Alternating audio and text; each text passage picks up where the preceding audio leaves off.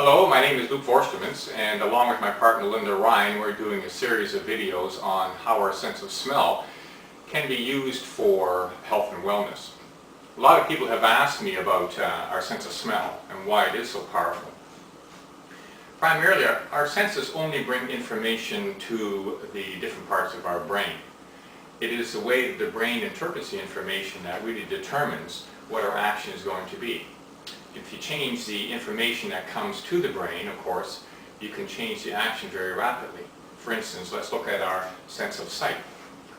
You look at a rose and you react one way. You look at a garbage dump, you react another way. If you're listening to Mozart, you would react one way.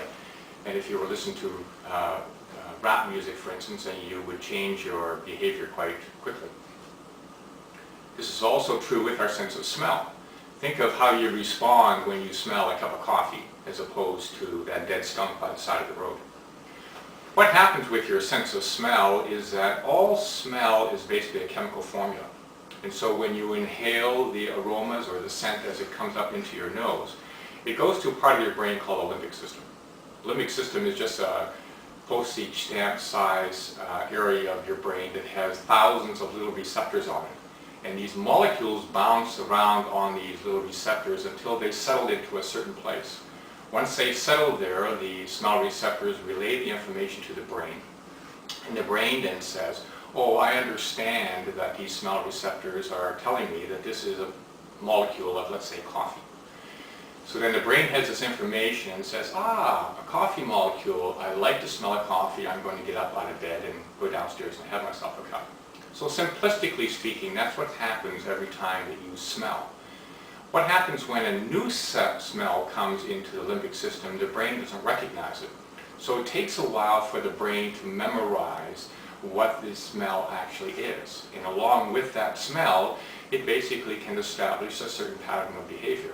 So if you smell, let's say, a brand new scent that you haven't smelled anymore, and it happens to be a scent that you're particularly fond of, your brain will then respond and say, oh, I like that scent. With a line of products that we're developing called scent therapy, we use exactly the same technique. What we do is we engineer certain scents in a laboratory and blend them with essential oils. And then through the habitual smelling of the scent, we've engineered these to be in small little patches that you can wear on your wrist. But as you continually smell these aromas or scents as they enter your limbic system, you positively reinforce that smell by saying, this scent right here is designed to help me relax. So the brain understands the association, and after a while, smelling the patch and the infused scents that are in there actually begins the process of getting your brain to cause you to relax. This could also be true, for instance, with teaching your brain to control food cravings, or in an earlier video, Linda showed you how our patch Scentuelle is used to help trigger feelings of sexual desire and sexual imaginations. It's very, very, very simple process. It's not really all that complicated. And I've just given you an idea of how this whole thing works.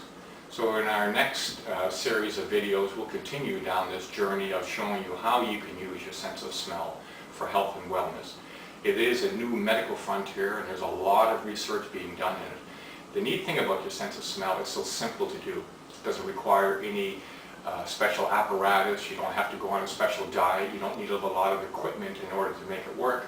All you need to do is have the kind of aromas that we develop that will help you then bring about the enhancement of your moods or the influence of your behavior that you so desire. Thank you.